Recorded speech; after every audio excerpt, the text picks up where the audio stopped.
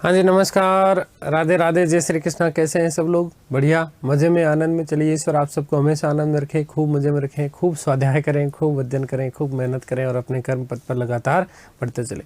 प्यारे साथियों, हम लोग बहुत ही अच्छा टॉपिक डिस्कस कर रहे थे और हम लोग बात कर रहे थे भारत में यूरोपियों का आगमन। भारत में यूरोपियों का आगमन, देखो बहुत अच्छे से आपके यहाँ से प्रश्न बनते हैं, ठीक है? तो इसको ढंग से समझिएगा, यूरोपियों का आगमन, ठीक है? भारत में यूरोपियों का आगमन किस तरीके से हुआ, ये हमने कल की जो हमारी क्लास थी इसमें हम लोग चर्चा कर चुके हुए। देखिएगा, मैंने आपको कहा कि सबसे पहले पुर्तगाली लोग आए। कौन आए? पुर्तगाली आए। और पुर्तगालियों में भी हम लोगों ने चर्चा की कि जो पहला जो व्यक्ति आया, भारत जो पहुंचा समुद्री रास्ते से, वो था वास्को डी गामा। 1498 में आता है। कालीकट का शासक था जिसका नाम था जमोरिन। उसने उसका खूब स्वागत किया था। अब्दुल मलिक की सहायता से वो भारत आ जाता है। खैर, एक तो इसका क्रम आपको सीक्वेंस याद रखना है। कल जाते जाते भी मैंने आप लोगों को कहा कि सबसे पहले पुर्तगाली आए, उसके बाद में डच आए, डचों के बाद में अंग्रेज आए, अंग्रेजों के बाद में डेनिश वाले, डेनमार्क, और सबसे लास्ट में फ्रांसीसी। कई जगह आपको देखने को उल्लेख मिलता है कि स्वीडन, क्या चीज, स्वीडन या स्पेनिश बोले तो, लेकिन वस्तुतः स्वीडन या स्पेनिश वाले जो लोग थे वो चीन तक सीमित रहे, चीन तक सीमित रहे। तो ये बात हो गई। दूसरी जो विशेष महत्वपूर्ण बात बनती है, देखो ध्यान देना, कि जैसे हमने कहा कि पुर्तगाली जो थे, देखो क्या चीज, ध्यान देना, सबसे पहले कौन आए? पुर्तगाली आए। पुर्तगालियों के बाद में कौन आए? डच आए साहब। कौन आए? डच आए। डचों के बाद में कौन आए? अंग्रेज आए। कौन आए? अंग्रेज आए। अंग्रेजों के बाद में कौन आए? डेनमार्क वाले आए, या हम बोलते हैं डेनिश, ठीक है, या डेनमार्क। और फिर कौन आए? फ्रांसीसी।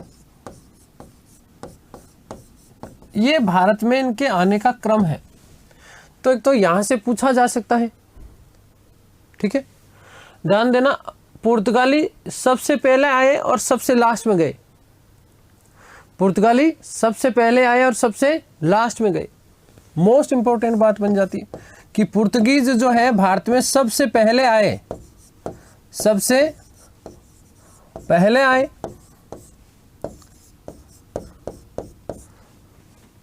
वे सबसे अंत में गए, सबसे अंत में गए, ठीक है। ये बात विशेष रूप से ध्यान रखना कि पुर्तगाली जो लोग हैं ये भारत में सबसे पहले आए और इनका पतन जो हुआ वो सबसे बाद में हुआ। विशेष रूप से यहां जो साम्राज्य जो स्थापित किया, वो साम्राज्य स्थापित किया किसने? अंग्रेजों ने। किसने? अंग्रेजों ने। आगे बात समझ क्लियर है?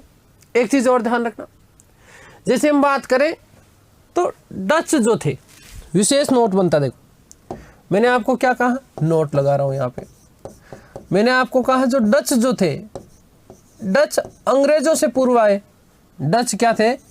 वो अंग्रेजों से पूर्व आए, अंग्रेजों से पूर्व आए,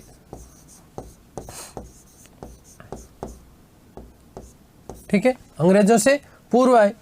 परंतु कंपनी की स्थापना, कंपनी की स्थापना अंग्रेजों से बाद में की, अंग्रेजों के बाद की, ठीक है।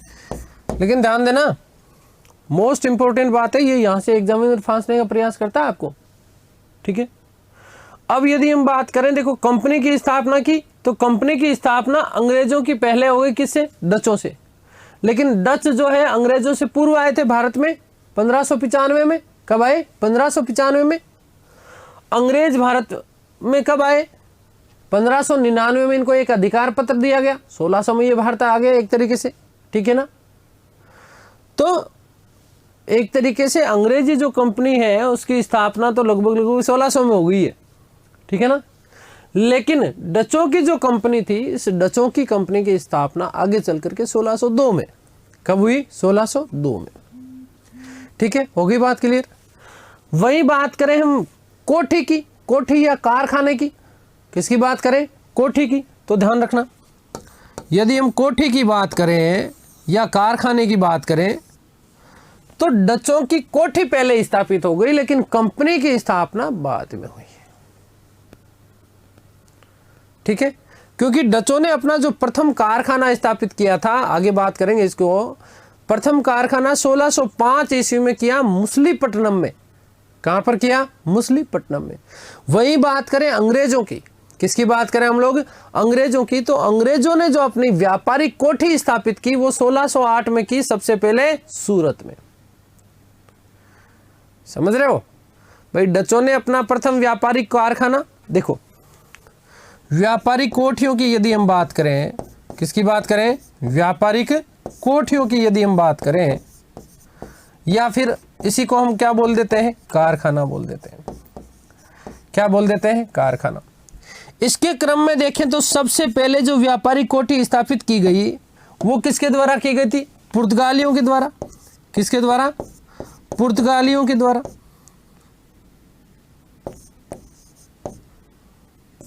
किसके द्वारा?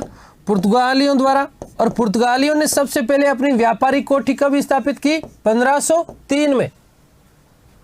कब की? 1503 में। और 1503 में कहां पर की? कोचीन में। कहां पर की? कोचीन में। वही उसके बाद यदि हम बात करें नंबर 2 पे डच की, किसकी बात करें? डच की।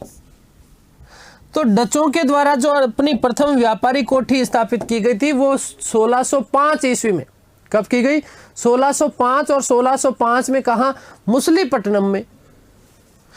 भाई 1605 में की गई और कहां पर की गई? मुसलीपट्टनम में।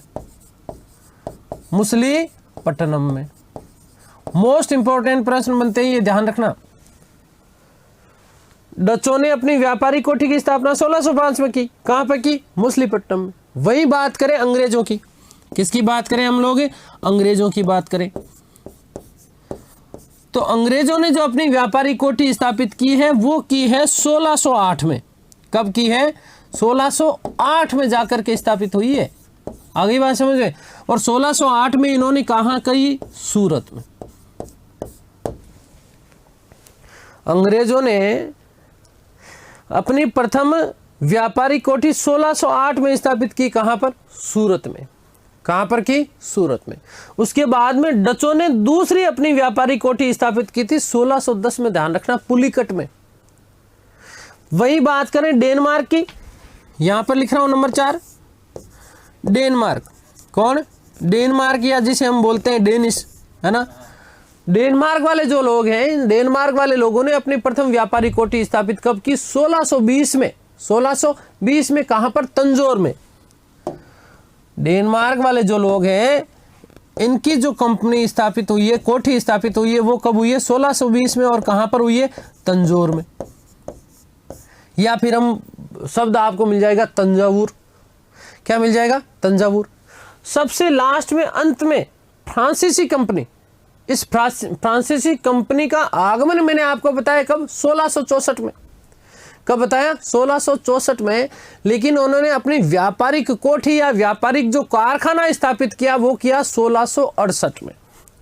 सबसे लास्ट में नंबर हम बात करें 5, और 5 किसकी बात करें हम लोग? फ्रांसिस की।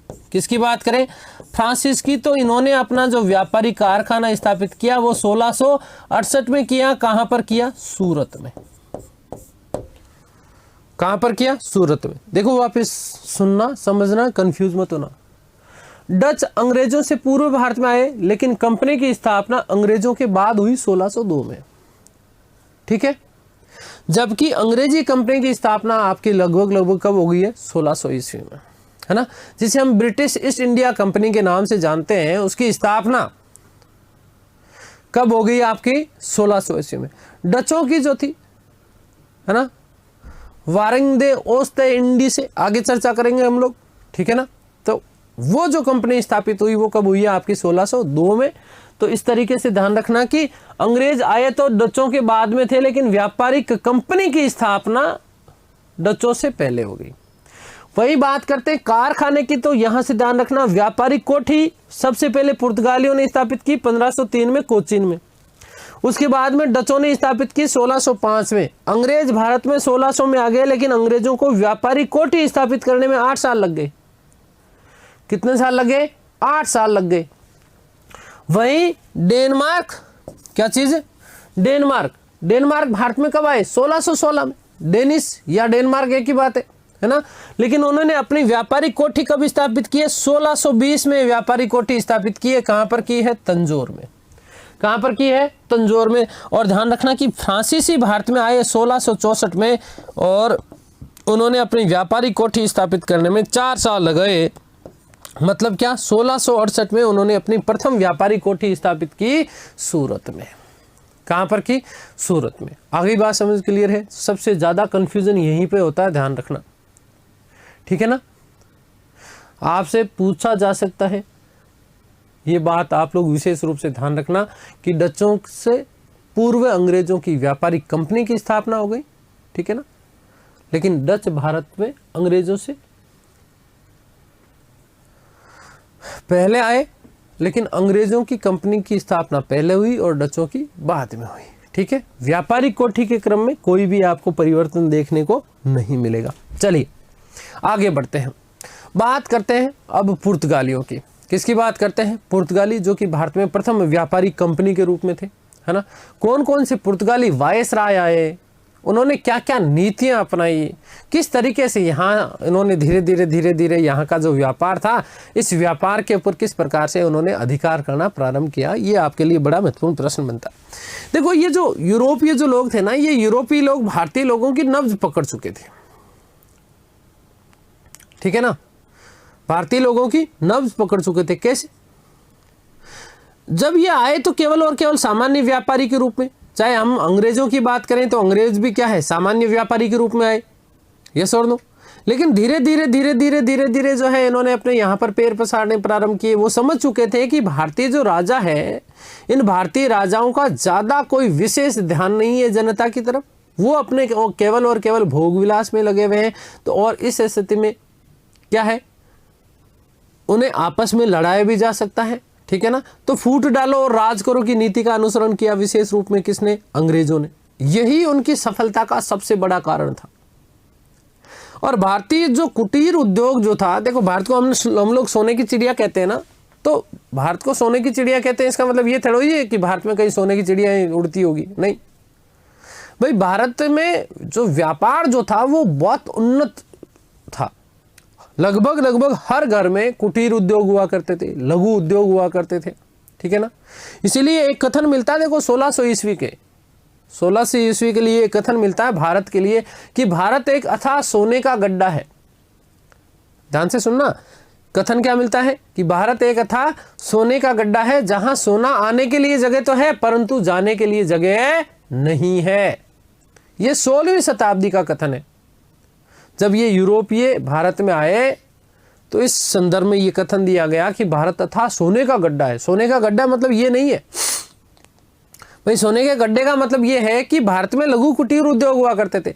यूरोपीय लोग वहां से आते, यहां से माल खरीदते और माल के बदले भारत को क्या दे देते थे? सोना दे देते थे, ठीक है। तो इसलिए कथन मिलता है कि भारत एक अथाह सोने का गड्ढा है, जहां आने के लिए जगह तो है लेकिन जाने के लिए जगह नहीं है। दूसरा कथन एक और मिलता है, क्या मिलता है कि भारत एक ऐसा अथाह सोने का गड्ढा है जहां विश्व भर से सोना घूम करके आता है और भारत में दफन हो जाता है। इसका मतलब क्या है कि भारत में जो ये व्यापारी, बाहर से जो यूरोपीय व्यापारी आते थे, वो यूरोपीय व्यापारी जब यहाँ से चाहे मसाले ले जाओ, चाहे सूती वस्त्र ले जाओ, चाहे ऊनी वस्त्र ले जाओ, ठीक है। भारत का, बंगाल का विशेष रूप से बंग का रेशम, मलमल, ठीक है ना, बहुत प्रसिद्ध हुआ करता था। तो यहाँ से जितना भी जो माल खरीदा जाता था, उस माल के बदले ये यूरोपीय लोग भारतीय लोगों को सोना दिया करते थे। सोने के बदले वो माल ले जाया करते थे। आगे बात समझ। और वहीं जब इन अंग्रेजों का शासन समाप्त हुआ तो फिर यहां पर एक कथन मिलता है कि भारत एक ऐसा भुखमरा और नंगा देश है। ध्यान देना कि किस प्रकार से इन 300 साढ़े 300 सालों के दौरान इन निकम्मे यूरोपीय लोगों ने हम भारतीय लोगों का शोषण किया। तो क्या कथन मिलता है कि भारत एक ऐसा भुखमरा और नंगा देश है जिसका प्रत्येक तीसरा व्यक्ति भूख के मारे मर जाता है। तो ये केवल और केवल दो कथन ही बहुत है आकलन करने के लिए कि किस प्रकार से इन यूरोपीय लोगों ने हम भारतीयों का, भोले भाले सीधे भारतीयों को आपस में लड़ाया और किस प्रकार से आर्थिक शोषण किया, किस प्रकार से आर्थिक शोषण किया। चलिए खैर, हम बात कर रहे थे पुर्तगालियों की, तो पुर्तगालियों के बारे में हम बात करते हैं कि सबसे पहले कौन कौन से तो वायसराय है ना, पुर्तगीज या पुर्तगाली वायसराय।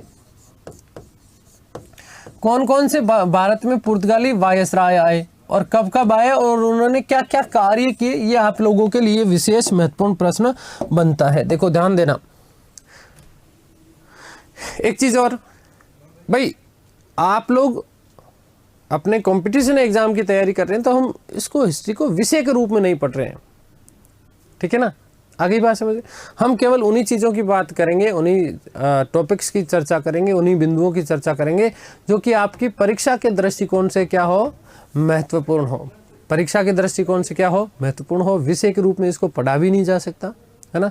विषय के रूप में यदि इसको पढ़ लिया तो फिर मामला आपका क्या हो जाएगा, गड़बड़ हो जाएगा। चलिए हम बात करते हैं पुर्तगाली वायसराय की, ठीक है ना, कि कौन कौन से पुर्तगाली वायसराय थे, ठीक है। अच्छा एक चीज़ और दिमाग में मैप रख करके कभी भी मत रखना कि ज़्यादा प्रश्न कौन से पोर्शन से आते हैं, आधुनिक से ज़्यादा आ जाते हैं या मिडाइवल से ज़्यादा आ जाते हैं या फिर एंशिएंट से। ये जब भी एग्जामिनर, जब पेपर सेटर जो पेपर सेट करता है तो वो उसके दिमाग के ऊपर डिपेंड करता है कि वो कहाँ से पेपर दे दे। तो इसलिए तीनों ही पार्ट जो है वो हमारे लिए समान रूप से महत्वपूर्ण है, ठीक है ना। आगे बात समझ क्लियर है। तो बहुत ज़्यादा भी नहीं पढ़ना है लेकिन लिमिटेड, बहुत ज़्यादा लिमिटेड भी नहीं पढ़ना, मध्यम मार्ग हम अपनाते हुए ये चीज़ें का अध्ययन करेंगे। देखो बात करें भारत में पुर्तगाली वायसराय की, तो भारत में जो प्रथम पुर्तगाली वायसराय जो था वो था फ्रांसिस्को द अल्मेडा, या कई जगह आपको शब्द मिलता है अल्मीड़ा। क्या शब्द मिलता है, अल्मीड़ा। भारत में इसका शासनकाल का जो समय रहा पुर्तगालियों की तरफ से, वो शासनकाल का समय रहा 1505 से लेकर के 1509। देखो व्यक्ति का नाम क्या है, फ्रांसिस्को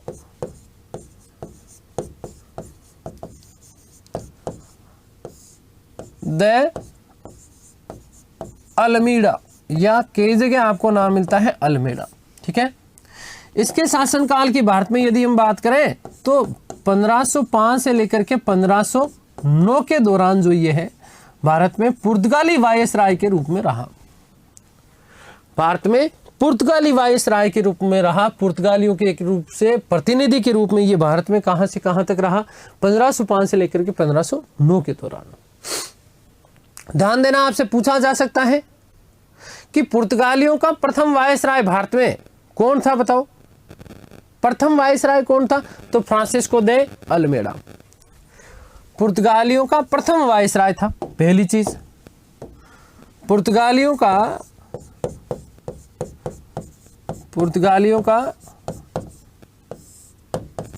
भारत में प्रथम वायसराय था। आगे बात समझ में क्लियर है। पुर्तगालियों का भारत में प्रथम वायसराय माना जाता है कौन, फ्रांसिस्को द अल्मेडा। क्लियर है बात।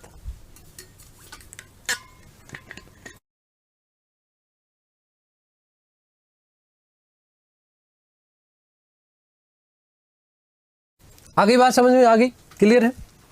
थोड़ी सी अब यदि हम लोग इसकी चर्चा करें तो ये भारत में वायसराय बन के आया, इसके पीछे उद्देश्य क्या है, इसके पीछे उद्देश्य क्या है, तो ध्यान रखिएगा कि इसका उद्देश्य था कि दक्षिणी पूर्वी जो एशियाई देश है, दक्षिणी पूर्वी जो एशियाई देश है, इन देशों के साथ में व्यापार को सुरक्षित करना चाहता था।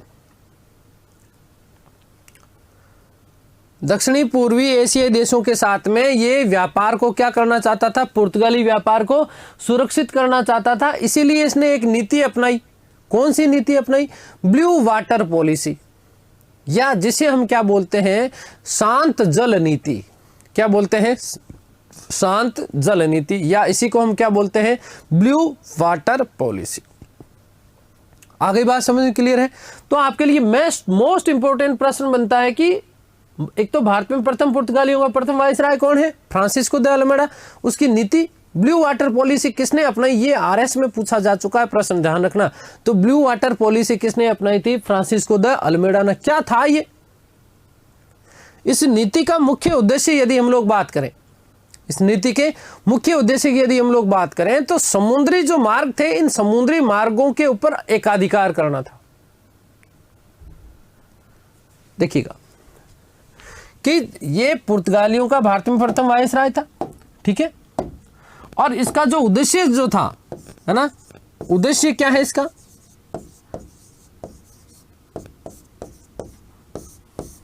कि दक्षिणी पूर्वी एशियाई देशों के साथ, दक्षिणी पूर्वी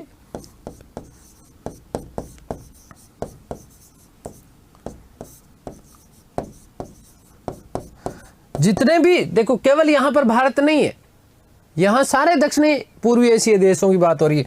तो दक्षिणी पूर्वी एशियाई देशों के साथ क्या करना चाहता है? वो व्यापार को सुरक्षित करना चाहता था, ठीक है ना। दक्षिणी पूर्वी एशियाई व्यापार के देशों के साथ व्यापार को सुरक्षित करना। क्या चीज करना? सुरक्षित करना, ठीक है, चाहता था, ठीक है। अतः इसने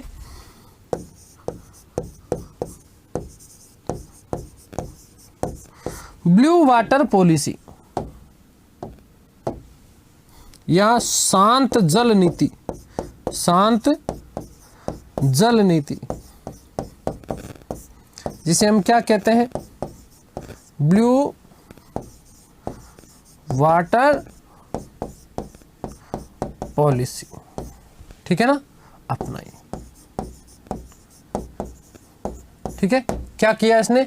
ब्लू वाटर पॉलिसी अपनाई। इस ब्लू वाटर पॉलिसी अर्थात शांत जल नीति, क्या चीज? शांत जल नीति का जो मुख्य उद्देश्य था, अब यहां से भी प्रश्न पूछा जा सकता है कि भाई अल्मीडा ने जो ब्लू वाटर पॉलिसी अपनाई, है ना, इसका मुख्य उद्देश्य क्या है? तो समुद्री मार्गों के ऊपर एकाधिकार करना, समुद्री मार्गों पर एकाधिकार करना, समुद्री मार्गों पर एकाधिकार करना, समुद्री मार्गों पर क्या करना? एकाधिकार करना, ठीक है। आगे बात सुन, देखो प्रथम वायसराय कौन है? फ्रांसिस्को दे अल्मेडा। इसका उद्देश्य वस्तुतः क्या है? दक्षिणी पूर्वी एशियाई देशों के साथ व्यापार को सुरक्षित करना चाहता था, इसलिए इसने एक नीति अपनाई जिसे हम ब्लू वाटर पॉलिसी कहते हैं या जहां शांत जल नीति कहते हैं। इसका उद्देश्य क्या था इस नीति का? कि समुद्री मार्गों के ऊपर क्या कर दे? एकाधिकार कर दे। और एकाधिकार करने के साथ ही साथ ये जो अरबी जो लोग थे, कौन है?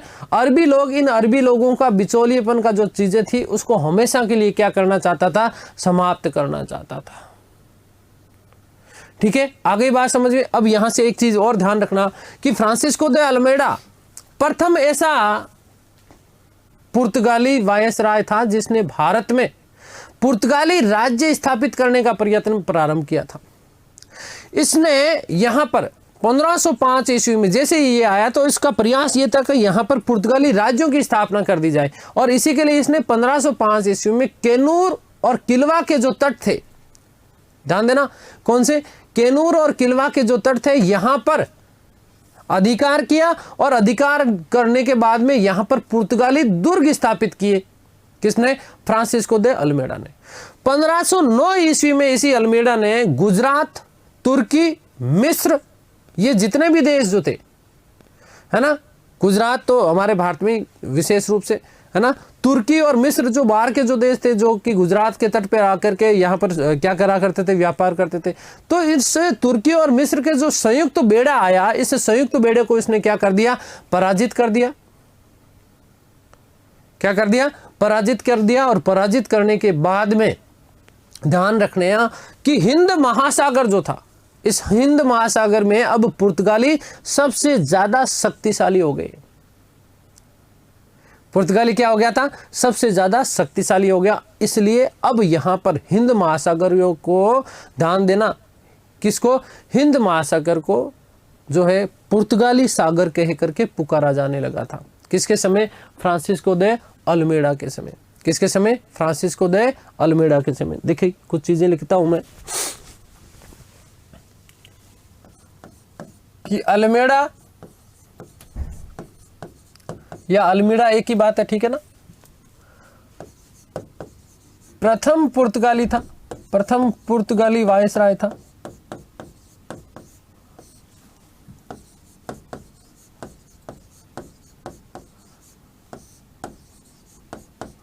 जिसने भारत में पुर्तगाली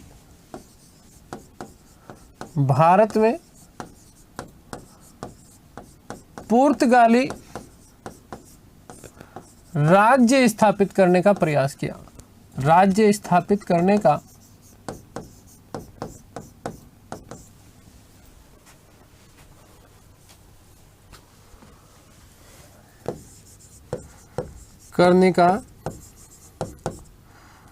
प्रयास किया, ठीक है। इसी के तहत 1505 में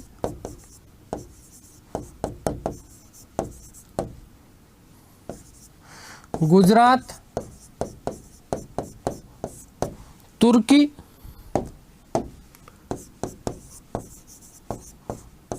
व मिस्र के संयुक्त बेड़े को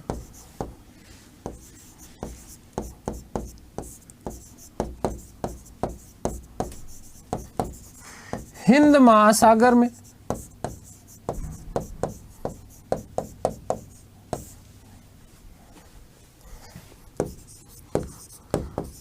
पराजित कर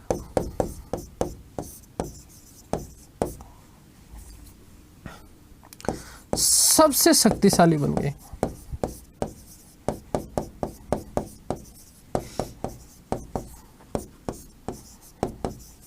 ठीक है, ध्यान देना, विशेष बात है।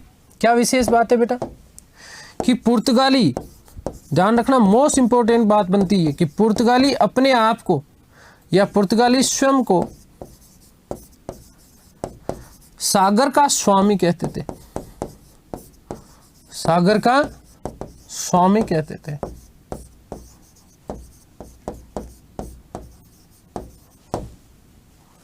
ठीक है, आगे बात समझ क्लियर है ना। माफ करना, 1509 में, ठीक है ना। कब, 1509 में गुजरात, तुर्की और मिस्र, ठीक है ना, इसके संयुक्त बेड़े को इसने हिंद महासागर में क्या कर दिया, पराजित किया। और पराजित करने के बाद में यहां पर ये सबसे ज्यादा शक्तिशाली बन गए थे। ठीक है, और पुर्तगाली अपने आप को क्या कहने लग गए थे, सागर का स्वामी कहने लग गए थे। क्या कहने लग गए थे, सागर का स्वामी कहने लगे थे। अब ये हिंद महासागर जो था ना, वो एक तरीके से, ठीक है ना, क्या चीज, एक तरीके से पुर्तगालियों का सागर होकर के रह गया था। जबकि ध्यान रखना कि ये प्रथम वायसराय था जिसने पुर्तगाली राज्य स्थापित करने का क्या किया था, प्रयास किया। जैसे हम बात करें केन्नूर, क्या चीज, केन्नूर और किलवा, क्या चीज, केन्नूर व किलवा में, ध्यान रखिएगा, केन्नूर व किलवा में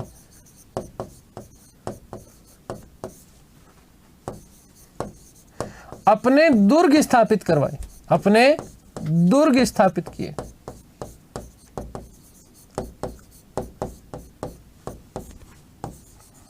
अपने क्या, इसने क्या कर दिए थे, दुर्ग स्थापित कर दिए थे। कब, 1505 में। कब, 1505 में, 1505 ईस्वी में। ठीक है, तो ये हमने बात कर ली फ्रांसिस्को दे अल्मेडा की। किसकी बात कर ली हमने? फ्रांसिस्को दी अल्मेडा की। ठीक है, आगे यदि हम बात करें तो एक व्यक्ति आया जिसका नाम था Albuquerque, Alfonso de Albuquerque. Most important प्रश्न बनता है। अगला जो व्यक्ति आया उसका नाम क्या है? अल्फांसो डी या दी अल्बुकर्क। ध्यान दीजिएगा, आपसे प्रश्न ये पूछा जा सकता है, क्या प्रश्न पूछा जा सकता है कि भारत में पुर्तगाली शक्ति का वास्तविक संस्थापक कौन था? तो ध्यान रखना कि पुर्तगाली शक्ति का वास्तविक संस्थापक माना जाता है किसको? अल्बुकर्क को। ठीक है, किसको माना जाता है? अल्बुकर्क को माना जाता है। थोड़ी सी यदि हम लोग चर्चा करें अल्बुकर्क की, तो अल्बुकर्क जो था ये वस्तुतः 1503 ईस्वी में, कब? 1503 ईस्वी में एक जहाजी बेड़े के साथ में, किसके साथ? जहाजी बेड़े के साथ में नायक या सैनिक के रूप में आया था। और इसी समय आप लोगों को पता होना चाहिए कि इन पुर्तगालियों ने 1503 में ही कोचीन में अपनी प्रथम व्यापारिक कोठी स्थापित की। ठीक है, आ गई बात समझ?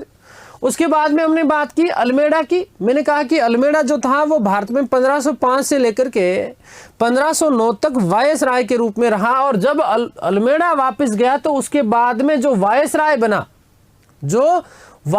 बना वो वायसराय कौन बना था? अल्बुकर्क। 1509 में अल्बुकर्क को वायसराय नियुक्त कर दिया गया। और इसी अल्बुकर्क ने पहली बार एक तरीके से, ध्यान रखना कि एक तरीके से इसने पुर्तगालियों की तरफ से साम्राज्यवादी नीति का क्या किया है? अनुसरण किया। और इसी कारण इसे पुर्तगाली शक्ति का वास्तविक संस्थापक माना जाता है। ध्यान रखना, मोस्ट इंपोर्टेंट बात बनती है, क्या बनती है कि इसे पुर्तगाली शक्ति का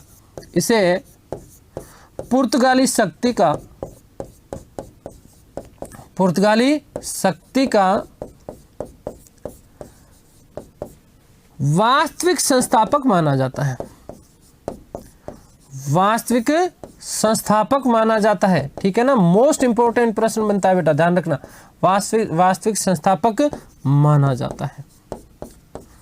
ठीक है, कैसे क्या क्या कार्य किए अभी बात करेंगे। 1509 में ध्यान रखिएगा कि पहले तो हम बात करते हैं कि सर्वप्रथम यह है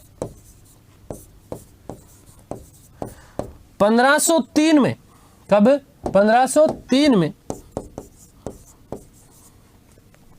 एक जहाजी बेड़े के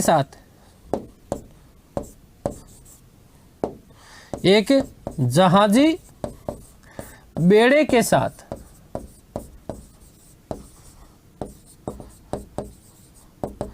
ध्यान रखना, नायक या कई जगह आपको शब्द मिल जाता है क्या? सैनिक के रूप में।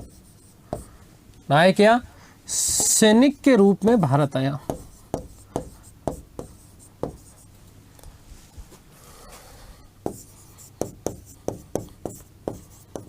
सैनिक के रूप में ये कहां पर आया? भारत आया। ठीक है,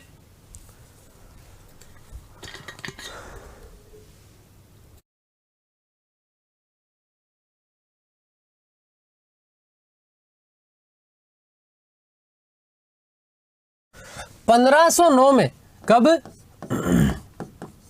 1509 ईस्वी में वायसराय बना। क्या बना? वायसराय बना। भारत कब आया अल्बुकर्क? 1503 में। किस रूप में आया? जहाजी बेड़े के साथ सैनिक या नायक के रूप में आया। 1509 में अल्मेडा का जाने के बाद में ये क्या बन जाता है? वायसराय बन जाता है। और ध्यान रखिएगा कि 1510 में इसने जो पहला कार्य किया, वो पहला कार्य ये किया कि इसने गोवा का जो बंदरगाह था, इस गोवा के बंदरगाह के ऊपर इसने क्या कर लिया?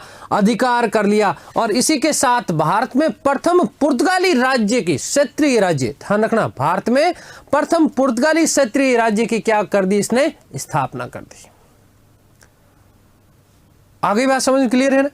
मैंने अभी अभी एक शब्द कहा कि इसे पुर्तगाली शक्ति का वास्तविक संस्थापक माना जाता है। किसको? अल्बुकर्क को। क्यों? एक तरीके से इसने साम्राज्यवादी नीति अपनाई और इसके साथ में इसने कई नीतियां अपनाई। अभी हम लोग बात करेंगे 1509 में ये वायसराय बना और 1510 में इसने गोवा के बंदरगाह के ऊपर अधिकार कर लिया। अधिकार करने के साथ ही साथ भारत में प्रथम पुर्तगाली क्षत्रिय राज्य की इसने क्या कर दी थी, स्थापना कर दी। यहां भारत में इसने स्थायी पुर्तगाली राज्य की स्थापना करने के लिए पुर्तगाली जो लोग थे, इन पुर्तगाली लोगों को भारतीय महिलाओं के साथ में विवाह करने के लिए प्रोत्साहित किया। क्या किया? प्रोत्साहित किया।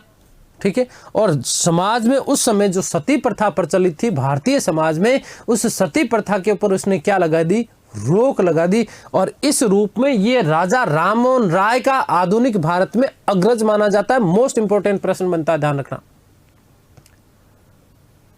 ठीक है।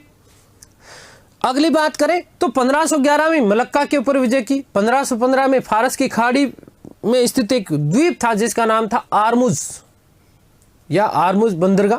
ठीक है। इस आर्मुज या कई जगह आपको शब्द मिल जाता है हारमुज, है ना। तो इस हारमुज के ऊपर भी इसने क्या कर लिया था, अधिकार कर लिया था। तो इसलिए इन समस्त कारणों से इसको भारत में पुर्तगाली शक्ति का वास्तविक संस्थापक माना जाता है। ठीक है। देखिएगा इसने क्या क्या कार्य किए। कार्यों की यदि हम बात करें तो पहला कार्य कि 1510 ईस्वी में गोवा बंदरगाह पर अधिकार कर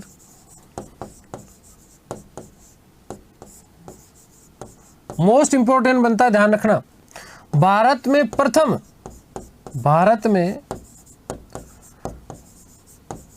प्रथम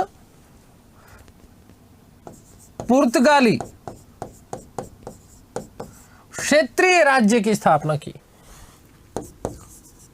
क्षेत्रीय राज्य की स्थापना की।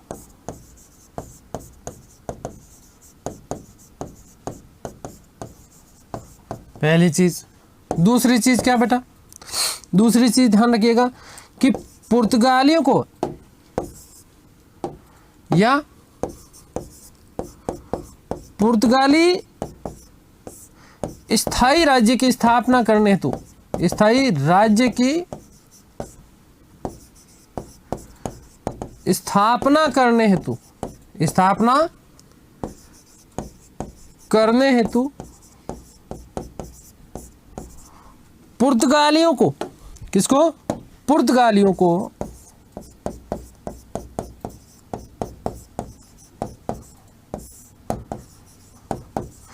भारतीय महिलाओं के साथ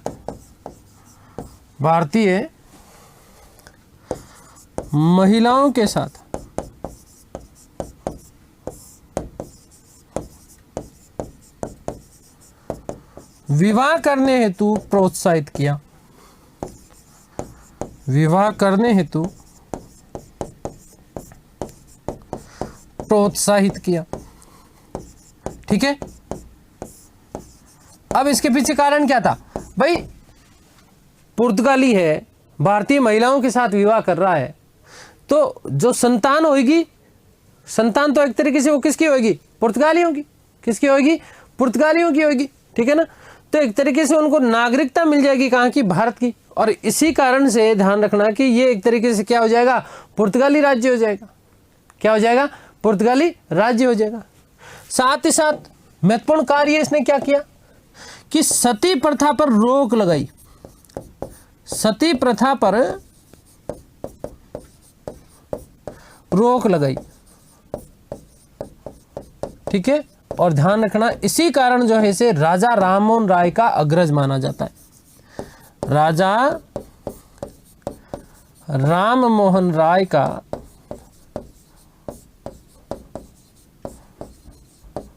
क्या माना जाता है? अग्रज माना जाता है आधुनिक भारत में। ठीक है। आधुनिक भारत में राजा राममोहन राय का अग्रज माना जाता है। किसको? अल्बुकर्क को, क्योंकि उसने वहां पुर्तगाल में सती प्रथा के ऊपर क्या लगा दी थी? रोक लगा दी। ठीक है। नेक्स्ट 1511 मलक्का ठीक है। 1515 फारस की खाड़ी में स्थित हारमुज बंदरगाह, उसके ऊपर के इसने क्या कर लिया, अधिकार। 1515 फारस की खाड़ी में स्थित, फारस की खाड़ी में स्थित हारमुज, या कई जगह आपको शब्द मिलेगा आरमुज, बंदरगाह पर इसने क्या कर लिया, अधिकार कर लिया।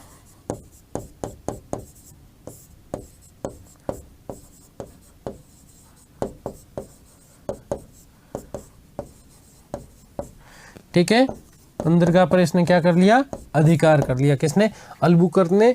और इन समस्त कार्यों के कारण ही इस अल्बुकर्क को, किसको, अल्बुकर्क को भारत में पुर्तगालियों का वास्तविक संस्थापक माना जाता है। क्या माना जाता है, पुर्तगालियों का वास्तविक संस्थापक माना जाता है। पुर्तगालियों की आपसे हो सकता है, देखो ध्यान देना कि पुर्तगालियों ने अपना जो प्रथम व्यापारिक कोठी स्थापित की वो कहाँ पर स्थापित की, कोचीन। तो इसी कोचीन को पुर्तगालियों ने अपना राजधानी क्षेत्र बनाया। क्या बनाया था, राजधानी क्षेत्र भी बनाया था। और इसी राजधानी क्षेत्र को कोचीन से राजधानी स्थानांतरित कर दी, कहां पर, गोवा में। गोवा पर अधिकार किसने किया, गोवा बंदरगाह के ऊपर, अल्बुकर्क ने। लेकिन गोवा से कोचीन राजधानी, माफ करना, कोचीन से गोवा जो राजधानी स्थानांतरित हो गई थी वो किसके द्वारा, नानो या नीनो डी कुना। कौन, नीनो डी कुना, एक महत्वपूर्ण वायसराय है।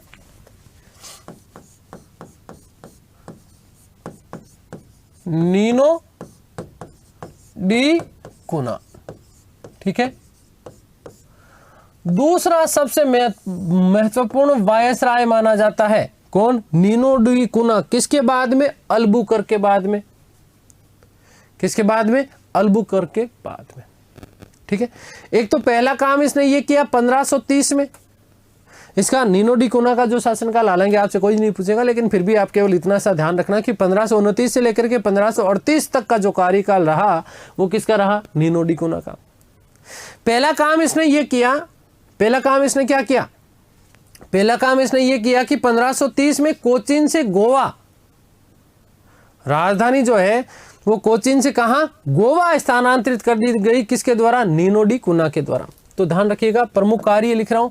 1530 ईस्वी में, 1530 ईस्वी में राजधानी कोचीन से, कहां से, कोचीन से कहां, गोवा स्थानांतरित कर दी। कोचीन से गोवा स्थानांतरित की।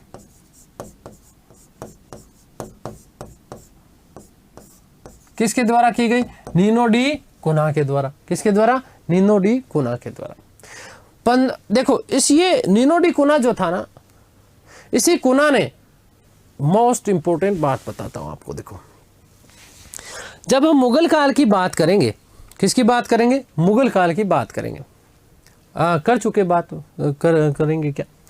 तो मैंने आपको बताया कि 1534 ईस्वी में, समझ रहे हैं इसको, 1534 ईस्वी में मुगल बादशाह कौन था बेटा, हुमायूं। कौन था, हुमायूं। इस हुमायूं ने गुजरात अभियान किया था। कौन सा अभियान किया था, गुजरात अभियान। इस समय गुजरात का जो शासक था वो कौन था, बहादुर शाह। कौन था, बहादुर शाह। इन दोनों के बीच में क्या चल रहा था, लड़ाई झगड़ा चल रहा कि नहीं चल रहा था। गुजरात का शासक बहादुर शाह इस समय चित्तौड़ का घेरा डाल करके बैठा था, यस और नो। इधर हुमायूं गुजरात के लिए पलायन कर चुका था उसको पराजित करने के लिए। तो ये जो झगड़ा हुआ था किसके बीच में, हुमायूं और बहादुर शाह, इसके बीच में, इसका जो सबसे ज्यादा फायदा किसी ने उठाया ना, वो किसने उठाया, पुर्तगाली वायसराय नीनो डी कुना ने। कैसे, इसी 1534 में इसने बसीन के ऊपर क्या कर लिया था, अधिकार कर लिया। किसके ऊपर अधिकार कर लिया, बसीन के ऊपर। और 1535 में इसने दीव के ऊपर अधिकार कर लिया। 1535 में दीव के ऊपर अधिकार कर लिया, 1534 में बसीन के ऊपर अधिकार कर लिया, ठीक है। और यही बंगाल का शासक था जिसका नाम था महमूद शाह। इस महमूद शाह से इसने अनुमति ली और अनुमति लेने के साथ ही साथ बंगाल चटगांव, है ना, चटगांव व सतगांव में पुर्तगाली व्यापारिक कोठियों की इसने क्या की, स्थापना की। मोस्ट इंपॉर्टेंट बात बनती है, ध्यान रखना। क्या चीज बेटा लिख रहा हूं मैं, देखो कि 1534 में, कब, 1534 में, 1534 में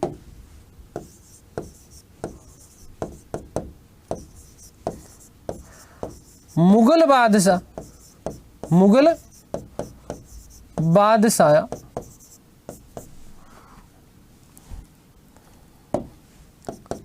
हुमायूं वे गुजरात के शासक, वह गुजरात के शासक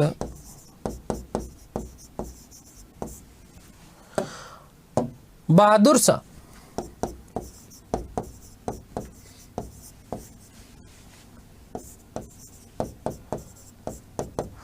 के आपसी झगड़े का फायदा उठाकर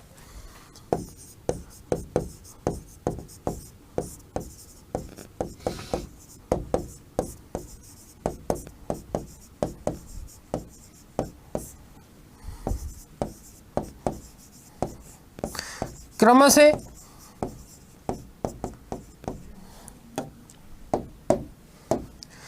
1534 में बसीन व 1535 में 1535 ईस्वी में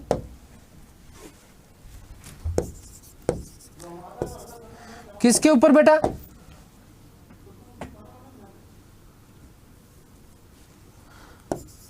दीव पर अधिकार कर लिया, दीव पर अधिकार कर लिया।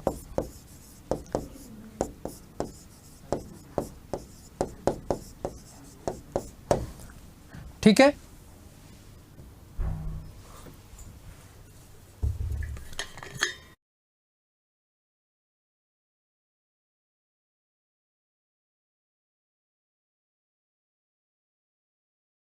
मोस्ट इंपॉर्टेंट बात कि बंगाल के शासक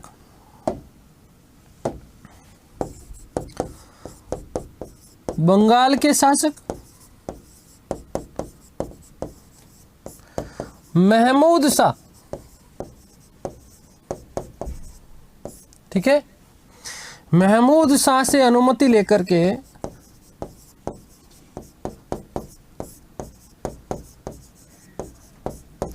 चटगांव व सतगांव में, चटगांव व सतगांव में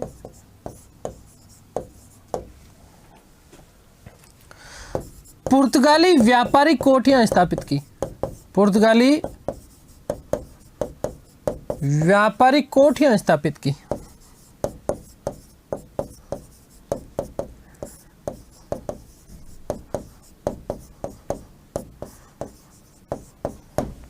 ठीक है, तो ये इसके क्या थे, प्रमुख कार्य थे। देखो लड़े कौन, बहादुर शाह और हुमायूं, बहादुर शाह और हुमायूं, और फायदा सबसे ज्यादा फायदा किसने उठाया, नीनो डी कूना ने। किसने उठाया, नीनो डी कूना ने। इस दौरान दो काम तो महत्वपूर्ण कार्य किए, एक तो 1534 में बसीन के ऊपर अधिकार कर लिया और 1535 में दीव पर अधिकार कर लिया, और साथ ही साथ इसी समय बंगाल के शासक थे जिसका नाम था महमूद शाह। इस महमूद शाह से अनुमति ली बेला फुसला करके, और अनुमति लेने के साथ ही साथ इसने चटगांव और सतगांव में पुर्तगाली व्यापारी कोठियां इसने क्या कर दी, स्थापित कर दी। आगे बात समझ क्लियर है ना। चलिए आगे बात करते हैं। अगला जो वायसराय है उसका नाम है गार्सियद नोरन्ना। क्या नाम मिलता है, गार्सियद नोरन्ना। ये वस्तुतः 1538 में वायसराय बनकर के आया। ये इसने भी साम्राज्यवादी नीति का अनुसरण किया और साम्राज्यवादी नीति के अनुसरण के तहत ही इसने ध्यान रखिएगा कि पुर्तगाली जो व्यापारिक साम्राज्य जो था, इस पुर्तगाली व्यापारिक साम्राज्य को इसने सिलोन द्वीप बोले तो क्या बेटा, श्रीलंका तक इसने क्या कर दिया, फैला दिया। दमन, सालसेट, चोल, बंबई, मद्रास और हुगली में अपने व्यापारिक केंद्र इसने स्थापित किए। ध्यान रखना कि पुर्तगालियों के जो सबसे ज्यादा जो व्यापारिक संबंध स्थापित थे वो विजयनगर साम्राज्य के साथ में थे। किसके साथ में, आप लोग पढ़ चुके होंगे, मैंने आप लोगों को बता भी दिया ये विजयनगर में, ठीक है ना। तो पुर्तगालियों के जो सबसे ज्यादा जो व्यापारिक संबंध थे वो किसके साथ में थे, विजयनगर के साथ में थे। और विजयनगर का पतन वस्तुतः जब हुआ तो इस पतन के पीछे मुख्य कारण भी एक तरीके से पुर्तगालियों का पतन, पुर्तगालियों का जो ये इनका व्यापारिक संबंध था, ये बड़ा कारण माना जाता है, ठीक है ना, ठीक है। और विजयनगर का पतन भी पुर्तगालियों के पतन में एक तरीके से क्या माना जाता है, सहायक माना जाता है, ठीक है। तो इस तरीके से यहाँ पर इन्होंने, पुर्तगालियों ने अपना व्यापारिक साम्राज्य एक तरीके से क्या कर लिया था, स्थापित कर लिया। धीरे धीरे अपने ये जो है पैर पसारते रहे, ठीक है। 1599 ईस्वी में पुर्तगाल ने, अब देखो ध्यान रखना, बहुत बड़ी वैश्विक घटना घटित हो रही है, बहुत बड़ी वैश्विक घटना घटित हो रही है, ठीक है। मैं अन्य महत्वपूर्ण तथ्यों के रूप में लिख रहा हूं, देखो अन्य महत्वपूर्ण तथ्य, या फिर हम सीधे पहले तो हम बात कर देते हैं किसके बारे में, गार्सिया दे नोरोनो,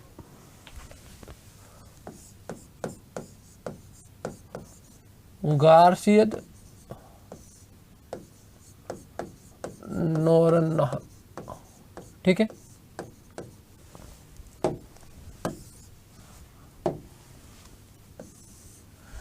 पंद्रह सौ अड़तीस ईस्वी में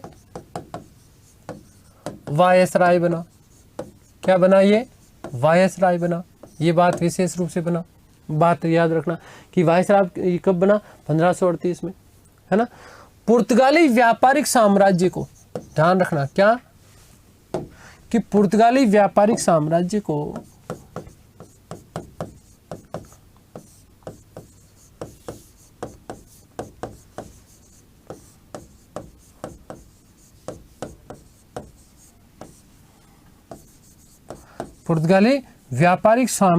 सिलोन,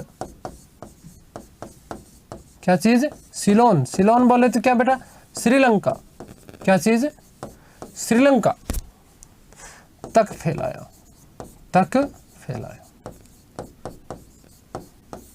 किसने फैलाया, नोरन्ना ने, किसने, नोरन्ना, ठीक है। आगे बात समझ क्लियर है। इसके अलावा ध्यान रखना, देखो दमन हो गया, सालसेट हो गया, चोल हो गया, मद्रास हो गया, बंबई हो गया। दमन, सालसेट, चोल, मद्रास और क्या है, बंबई, ठीक है। क्या चीज है, बंबई। कितने सारे प्रांत आ गए, है ना। हुगली, क्या चीज, हुगली, कलकत्ता, क्या चीज, हुगली, ठीक है ना। और यहां इसने क्या कर दिए, अपने व्यापारिक केंद्र स्थापित किए। मैं अपने व्यापारिक केंद्र स्थापित कर दिए, व्यापारिक केंद्र स्थापित किए, ठीक है। आगे बात समझ क्लियर है ना। ध्यान रखना कि सबसे ज्यादा पुर्तगालियों के जो व्यापारिक संबंध है वो किसके साथ में है, विजयनगर के साथ में। किसके साथ में है, विजयनगर के साथ में। अब मैं यहां पर कुछ अन्य महत्वपूर्ण तथ्य लिख रहा हूं, देखो अन्य महत्वपूर्ण तथ्य।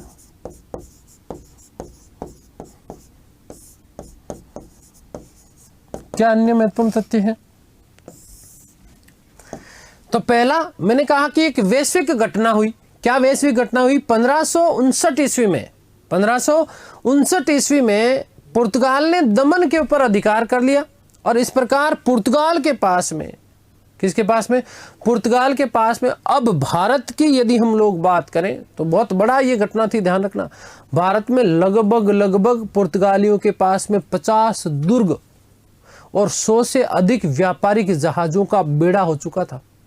लेकिन ये ज़्यादा समय तक, देखो ज़्यादा किसी को ज़्यादा मिल जाए ना, भाग्य से ज़्यादा मिल जाए तो वो क्या है कि हजम भी नहीं होता है।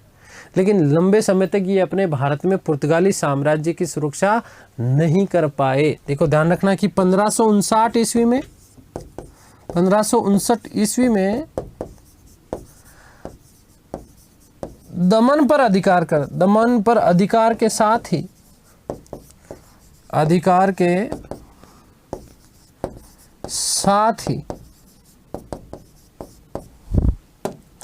भारत में अब पुर्तगालियों के पास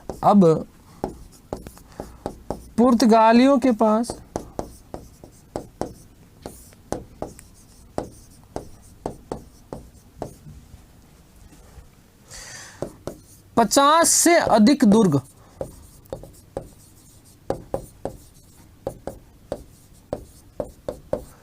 व 100 से अधिक,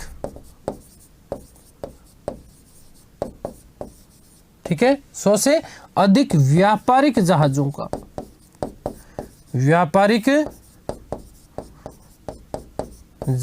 का बेड़ा हो गया था।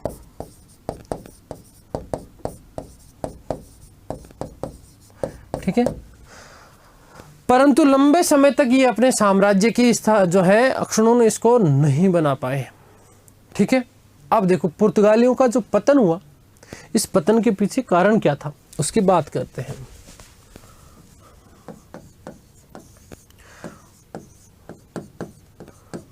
पुर्तगालियों के पतन का कारण क्या कारण रहा? पुर्तगालियों का पतन क्यों हुआ? भैया इतना बड़ा जब इन्होंने यहाँ पर भारत में साम्राज्य स्थापित कर लिया, फिर भी इसके बावजूद भी इनका पतन हो गया, क्या कारण था? देखो, पहला जो सबसे बड़ा कारण देखने को मिलता है, 1580 में पुर्तगाल का स्पेन में विलय हो गया।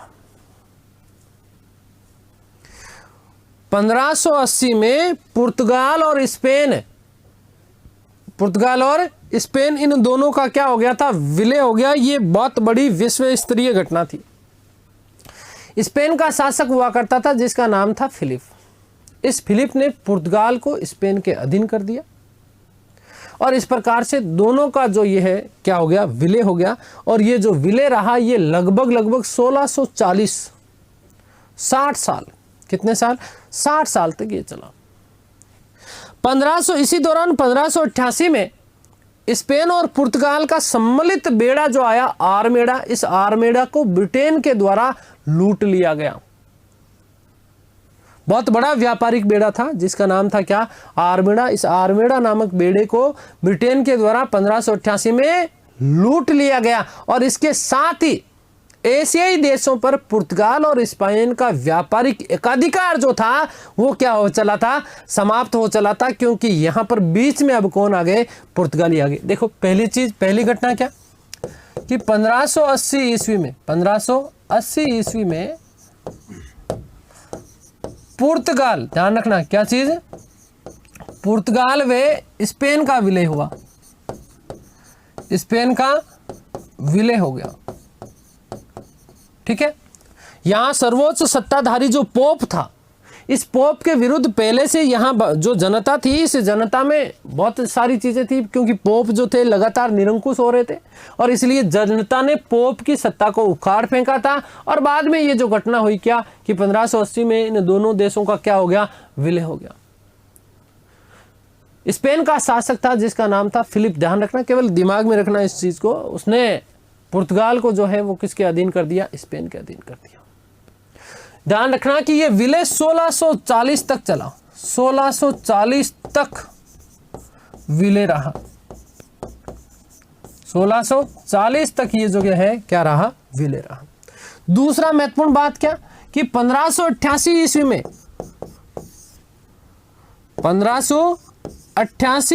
में स्पेन व पुर्तगाल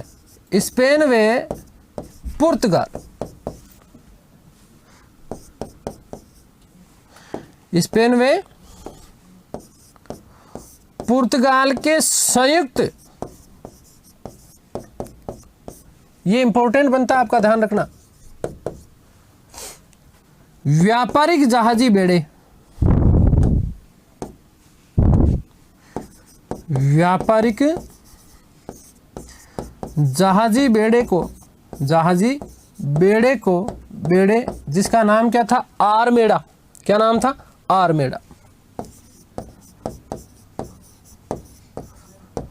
आर्मेडा मोस्ट इंपोर्टेंट प्रश्न पूछा जाता है, ये आपसे व्यापारिक बेड़े का नाम पूछ लेंगे।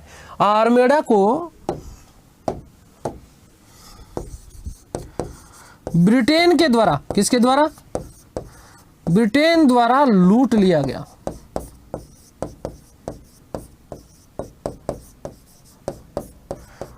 और इसी कारण अतः एशियाई देशों से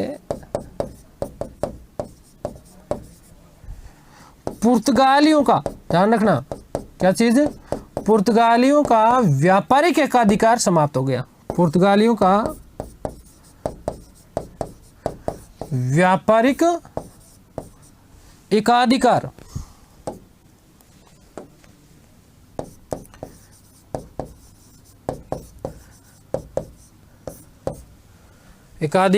समाप्त हो गया। ठीक है, तो ये बड़ी घटना थी आर्मेडा को लूटना। ठीक है, साथ ही साथ ध्यान रखना, बाद में आगे चल करके एक संधि है जिसका नाम है मैड्रिड की संधि। कौन सी संधि, मैड्रिड की संधि। और मैड्रिड की संधि किस किस के मध्य हुई उसके बारे में हम लोग चर्चा करते हैं। सबसे ज्यादा जो आपसे पूछा जा सकता है मैड्रिड संधि। ठीक है, क्या चीज, मैड्रिड संधि, क्या चीज, मैड्रिड संधि। अब देखो, सुनो भाई, जब आर्मेडा को लूट लिया गया ब्रिटेन के द्वारा तो 1630 ईस्वी में, कब, 1630 ईस्वी में आगे चल करके ब्रिटेन और पुर्तगालियों के मध्य ये मैड्रिड की संधि हुई। कौन सी संधि हुई, मैड्रिड की संधि हुई। और इस मैड्रिड की संधि का जो शर्त थी वो शर्त यह थी कि पुर्तगाल और ब्रिटेन के मध्य व्यापारिक शत्रुता क्या हो जाएगी, बंद हो जाएगी। कब हुई, 1630। किसके मध्य, ध्यान रखना कि पुर्तगाल, क्या चीज, पुर्तगाल व ब्रिटेन के मध्य, पुर्तगाल व ब्रिटेन के मध्य। क्या शर्त थी इसकी,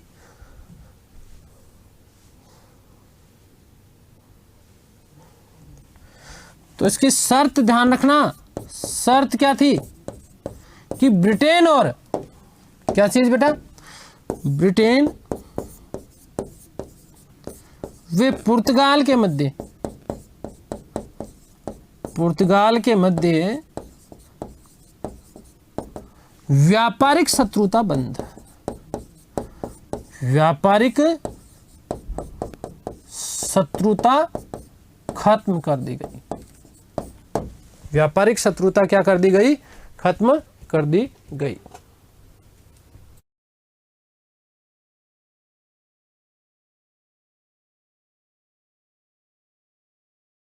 तो ये इस प्रकार से मैड्रिड संधि। अब हम लोग बात कर रहे थे पुर्तगालियों के पतन की, तो ये प्रमुख कारण है। अब इसमें एक कारण और क्या कि इसी दौरान भारत में आप लोगों को पता होना चाहिए कि 1595-96 में डचों का आगमन हुआ। और डचों का जब आगमन हुआ तो पुर्तगालियों और डचों के बीच में संघर्ष प्रारंभ हो गया।